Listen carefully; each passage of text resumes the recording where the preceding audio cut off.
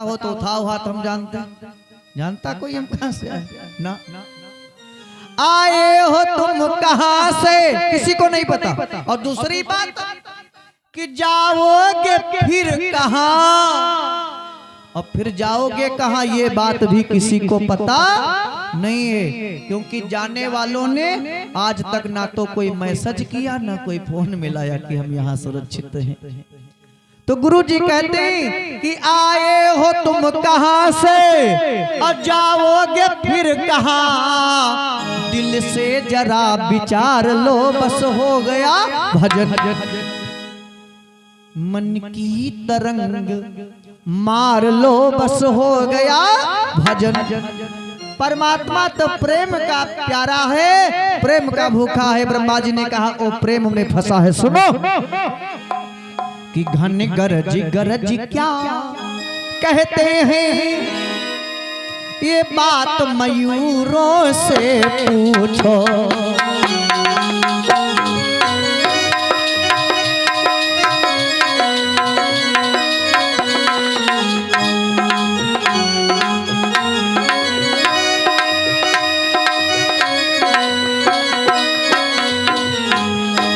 भक्ति में कितनी शक्ति है, भक्ति में कितनी शक्ति है, ये बात फकीरों से पूछो।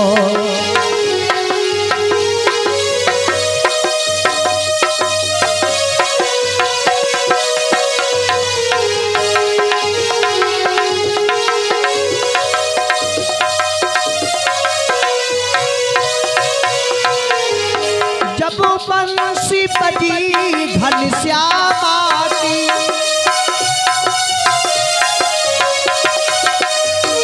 कोयल ने कुहकना छोड़ दिया,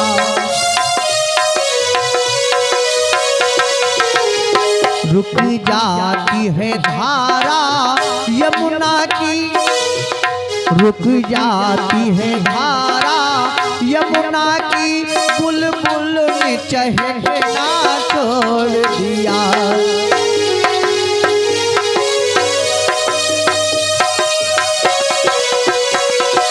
जय हो।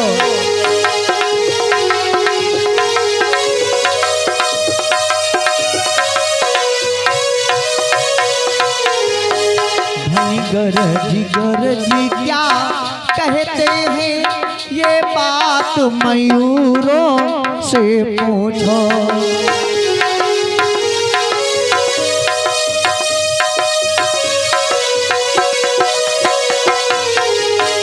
भक्ति में कितनी शक्ति है, ये बात फकीरों से पूछो।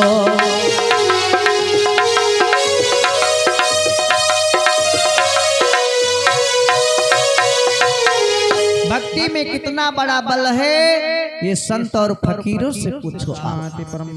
परमात्मा के भजन में कितनी ताकत है, प्रेम में बड़ी ताकत है। इंद्र ने कहा सुनो ब्रह्मा जी, हम ये नहीं पूछ रहे हैं, हम ये पूछ रहे हैं कि कन्हैया भगवान है या नहीं है। ब्रह्मा जी ने कहा रुको अभी निर्णय किए देते हैं, रुको थोड़ा। अब ब्रह्मा जी वहां से आए, जितनी गौवें बछड़े थी सब एकदम से ले लियो और चल पड़े वहां से। प्रभु ने जब देखा कि जब आता नहीं हूं तो सब आओ आओ चिल्लाते, जब हम आता हूं तो मेरी परीक्षा लेते, ये क्या हो गया देवताओं। कल हमने बताया था कि परीक्षा अच्छी बात नहीं है। प्रभु ने उसी प्रकार की गौएं बछड़े पुनः फिर से उत्पन्न कर लिया। आने जाने में ए भैया चतुरानन के चित्त से उड़ गया एक ख्याल, और ग्वाल बाल खरीदी हुए बीत गया एक साल। आने जाने में आए देखा, ओ हाथ जोड़ी क्षमा करो प्रभु, भूल हो गए, हे प्रभु क्षमा करो। चतुरानन आज नाना प्रकार से क्षमा मांगते हैं। प्रभु ने उनको क्षमा किया और कहने की सुनो, हमारा तो सर्वस्व भक्तों के ऊपर निछावर है, भक्तों के लिए हम कुछ भी कर सकते हैं। प्रभु से क्षमा मांग करके शेषा अवतार से कहते हैं, बलराम जी ऐसे सा अवतार नमन ही तुम्हारा, धरणीधर परम उदार हो तुम, बलराम तुम्हारी जय होवे।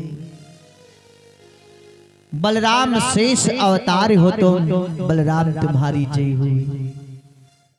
यदि तुम पर भूतल भार न हो तो ये जग नहीं हो, संसार न हो, इसलिए विश्व आधार हो तुम, बलराम तुम्हारी जय होवे। प्रगटाते हैं भगवान जहां, तुम भी होते हो साथ वहां, त्रेता के लखन कुमार हो तुम, बलराम तुम्हारी जय होवे। बलराम की जय जयकार करते हैं। प्रभु ने क्षमा किया और ब्रह्मा जी वापस आ गए। हे भक्तों, कंस के दरबार में देव ऋषि नारद पहुंच गए। नारद ने कंस को देखा तो कंस से कहा कि महाराज आपका मुख तो बहुत सूखा है, लगता कोई रोग घेर लिया हो आपको।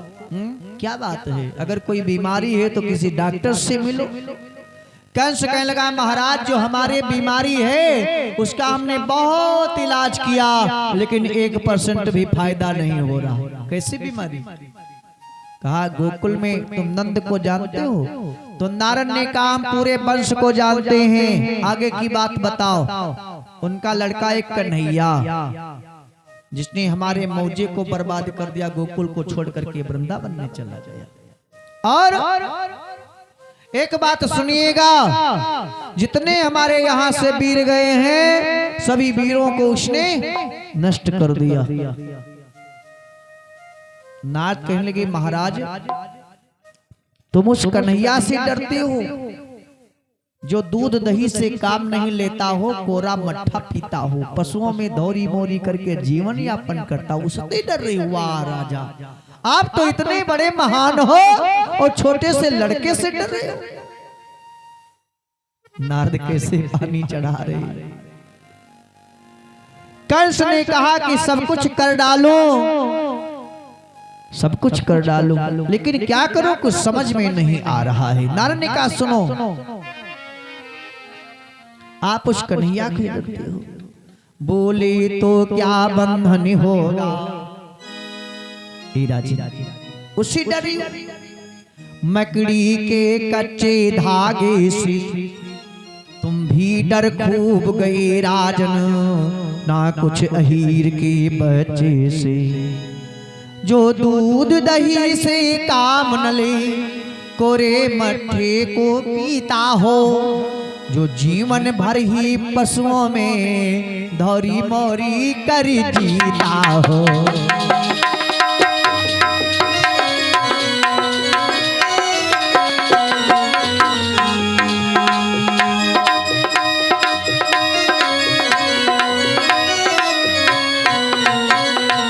उसे डरियो, छोड़ो राजन खेद है और खोलो फिर से जेल, और तुम्हें कृष्ण को मारना है गुड़ियों का, जैसे गुड़िया पटक कर मारी जाती है। मकड़ी का धागा, अरे अंगुली लगाओ कि गायब, उससे डर रहे हो।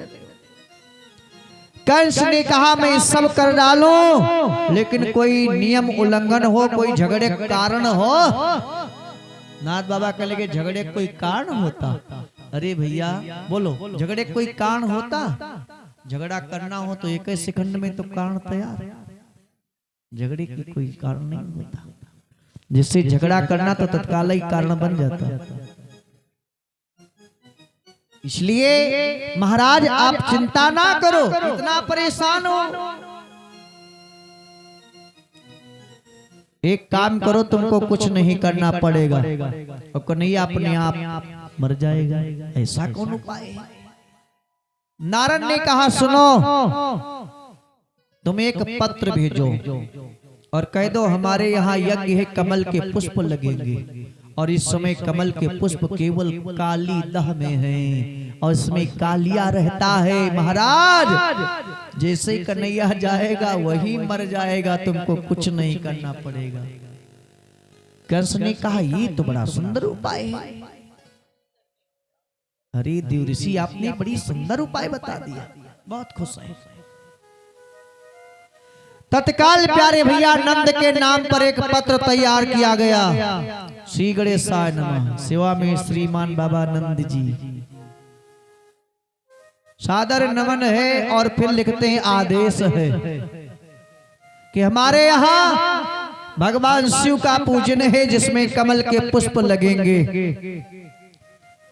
और हमारे यहाँ कमल पुष्प जल्दी से जल्दी भिजवाया जाए और कमल पुष्प नहीं आए तो एक एक को उठा करके जेल में बंद कर देंगे। लिख दिया पत्र पर, भेज दिया। पत्र पहुंच गया नंद के पास।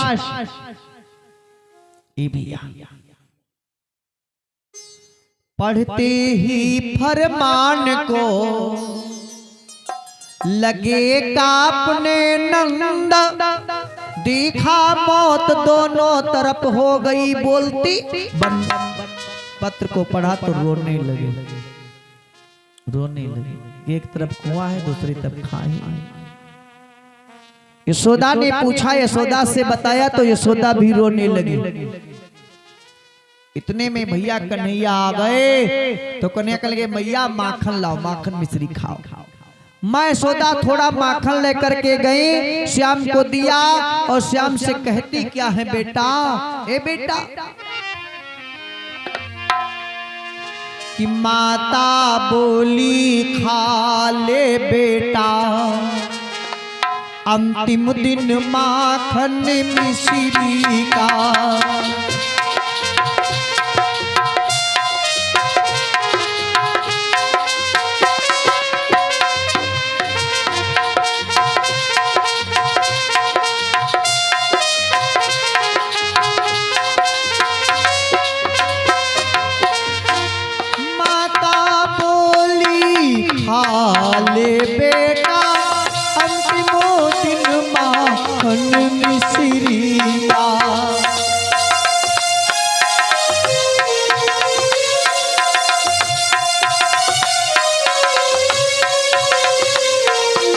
कल से क्या पता हमें लाला, कल से क्या पता हमें लाला, तरसना पड़े इस भाजी का।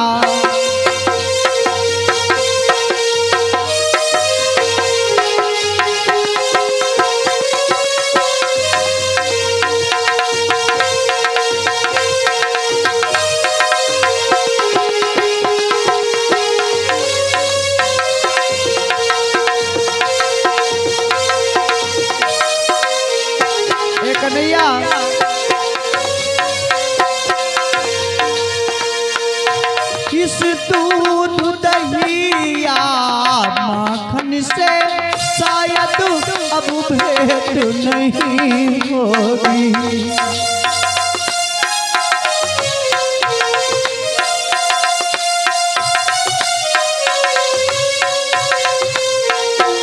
मैया जी बंधी कहीं होगी, बाबा जी बन कहीं होंगे।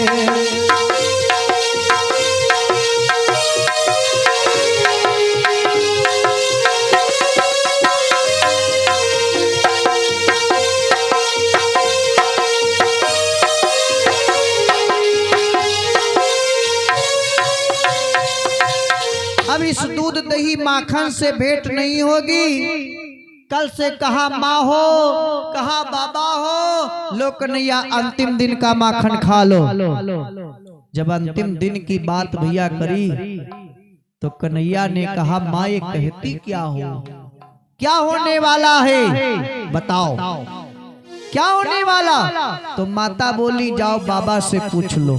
जब नंद से पूछा तो नंद ने उस पत्र को दे दिया, लो कन्हैया पढ़ लो।